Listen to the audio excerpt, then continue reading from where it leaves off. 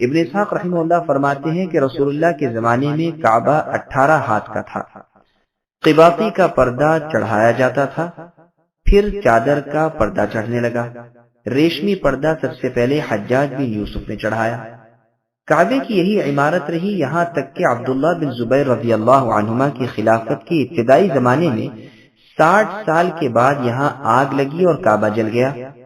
یہ یزید ابن معاویہ کی ولایت کا آخری زمانہ تھا اور اس نے ابن زبیر رضی اللہ عنہما کا مکے میں محاصرہ کر رکھا تھا۔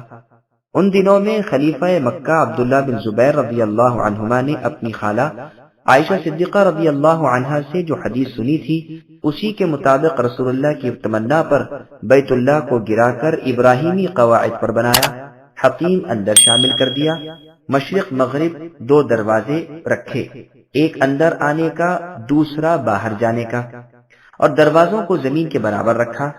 آپ کی امارت کے زمانے تک کعبۃ اللہ یوں ہی رہا، یہاں تک کہ ظالم حجاج کے ہاتھوں آپ شہید ہوئے۔ اب حجاج نے عبد الملک ابن مروان کے حکم سے کعبے کو پھر توڑ کر پہلے کی طرح بنا لیا۔ صحیح مسلم شریف میں ہے، یزید ابن معاویہ کے زمانے میں جبکہ شامیوں نے مکہ مکرمہ پر چڑھائی کی اور جو ہونا تھا وہ ہوا، اس وقت عبداللہ ابن زبیر رضی اللہ عنہما نے بیت اللہ کو یوں ہی چھوڑ دیا۔ موسم حج کے موقع پر لوگ جمع ہوئے، انہوں نے یہ سب کچھ دیکھا۔ اس کے بعد آپ نے لوگوں سے مشورہ کیا، کیا سارا کعبہ ہی گرا کر نئے سرے سے بناؤں یا جو ٹوٹا ہوا ہے اس کی اصلاح کر لوں؟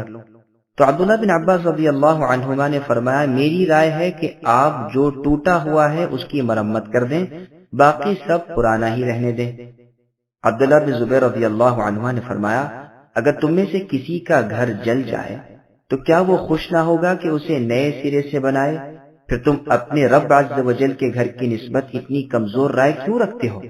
اچھا، میں 3 دن تک اپنے رب سے استخارہ کروں گا، پھر جو سمجھ میں آئے گا وہ کروں گا۔ 3 دن کے بعد آپ کی رائے یہی ہوئی کہ باقی ماندہ دیواریں بھی توڑ دی جائیں اور از سر نو کعبے کی تعمیر کیا جائے۔ چنانچہ یہ حکم دے دیا، لیکن کعبے کو توڑنے کی کسی کی ہمت نہیں پڑتی تھی۔ ڈر تھا کہ جو پہلے توڑنے کے لیے چڑھے گا اس پر عذاب نازل ہوگا، لیکن ایک باہمت شخص چڑھ گیا اور اس نے ایک پتھر توڑا۔ جب لوگوں نے دیکھا کہ اسے کچھ ایزا نہیں پہنچی تو پھر سب نے گرانا شروع کیا اور زمین تک برابر یکساں صاف کر دیا۔ اس وقت چاروں طرف ستون کھڑے کر دیے تھے اور ایک کپڑا تان دیا تھا۔ اب بیت اللہ کی تعمیر شروع ہوئی۔ عبداللہ بن زبیر رضی اللہ عنہما نے فرمایا، میں نے عائشہ رضی اللہ عنہا اپنی خالہ سے سنا، وہ کہتی تھی رسول اللہ صلی اللہ علیہ وسلم نے فرمایا ہے، اگر لوگوں کا کفر کا زمانہ قریب نہ ہوتا اور میرے پاس خرچ بھی ہوتا جس سے میں بنا سکوں تو حطیم میں سے 5 ہاتھ بیت اللہ میں لے لیتا اور کعبے کے 2 دروازے بناتا، ایک آنے کا اور ایک جانے کا۔ عبداللہ رضی اللہ عنہ نے روایت بیان کر کے فرمایا، اب لوگوں کے کفر کا زمانہ قریب کا نہیں رہا، ان سے خوف جاتا رہا اور خزانہ بھی معمور ہے، میرے پاس کافی روپیہ ہے، پھر کوئی وجہ نہیں کہ میں رسول اللہ کی تمنا پوری نہ کروں۔ چنانچہ 5 ہاتھ حطیم میں سے اندر لے لیا اور اب جو کھدائی کی ابراہیمی بنیاد نظر آنے لگی، جو لوگوں نے اپنی آنکھوں دیکھ لی اور اسی پر دیوار کھڑی کی۔ بیت اللہ کا طول 18 ہاتھ کا تھا، اب اس میں 5 ہاتھ اور بڑھ گیا تو طول چھوٹا ہو گیا، اس لیے طول میں 10 ہاتھ اور بڑھایا گیا اور 2 دروازے بنائے گئے، ایک اندر آنے کا دوسرا باہر جانے کا۔ ابن زبیر رضی اللہ عنہما کی شہادت کے بعد حجاج نے عبد الملک کو لکھا اور ان سے مشورہ لیا کہ اب کیا کیا جائے۔ یہ بھی لکھ بھیجا کہ مکہ مکرمہ کے عادلوں نے دیکھا ہے ٹھیک ابراہیم علیہ السلام کی نیوں پر کعبہ تیار ہوا ہے، لیکن عبد الملک نے جواب دیا کہ طول کو تو باقی رہنے دو، حتیم کو باہر کر دو اور دوسرا دروازہ بند کر دو۔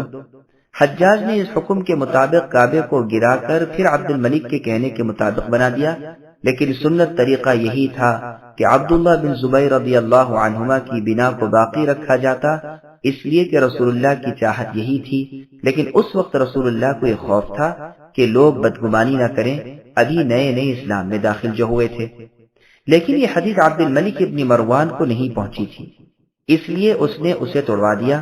جب اسے حدیث پہنچی تو رنج کرتے تھے اور کہتے تھے کاش کہ ہم اسے یوں ہی رہنے دیتے اور نہ توڑواتے۔ چنانچہ صحیح مسلم کی ایک اور حدیث میں ہے کہ حارث ابن عبداللہ جب ایک وفد میں عبد الملک ابن مروان امیر المؤمنین کے پاس پہنچے تو عبد الملک نے کہا میرا خیال ہے کہ ابو خبیب یعنی عبداللہ بن زبیر رضی اللہ عنہما نے اپنی خالہ عائشہ رضی اللہ عنہا سے یہ حدیث نہ سنی ہوگی۔ حارث نے کہا ضرور سنی تھی، خود میں نے بھی ام المؤمنین عائشہ رضی اللہ عنہا سے سنا ہے۔ پوچھا تم نے کیا سنا ہے؟ کہا میں نے سنا ہے آپ فرماتی تھیں کہ رسول اللہ صلی اللہ علیہ وسلم نے ایک مرتبہ مجھ سے فرمایا کہ عائشہ تمہاری قوم نے بیت اللہ کو تنگ کر دیا، اگر تمہاری قوم کا زمانہ شرک قریب نہ ہوتا تو میں نئے سرے سے ان کی کمی کو پورا کر دیتا، لیکن آؤ میں تمہیں اصلی نیو بتا دوں، شاید کسی وقت تمہاری قوم پھر اسے اس کی اصلیت پر بنانا چاہے۔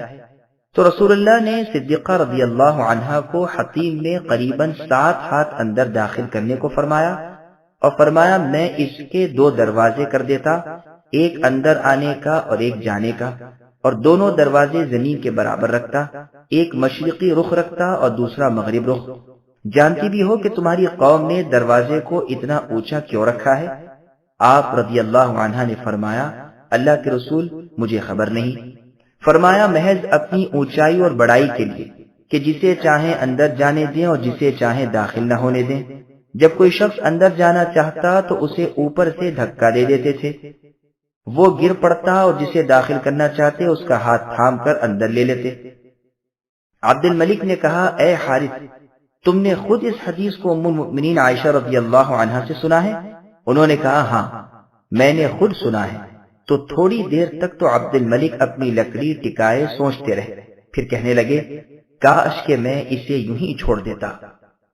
صحیح مسلم کی ایک اور حدیث میں ہے کہ عبد الملک ابن مروان نے ایک مرتبہ طواف کرتے ہوئے عبداللہ بن زبیر رضی اللہ عنہما کو کوس کر کہا کہ وہ عائشہ رضی اللہ عنہا پر اس حدیث کا بہتان باندھتے تھے، تو حارث رضی اللہ عنہ نے روکا اور شہادت دی کہ وہ سچے تھے، میں نے بھی عائشہ رضی اللہ عنہا سے یہ سنا ہے۔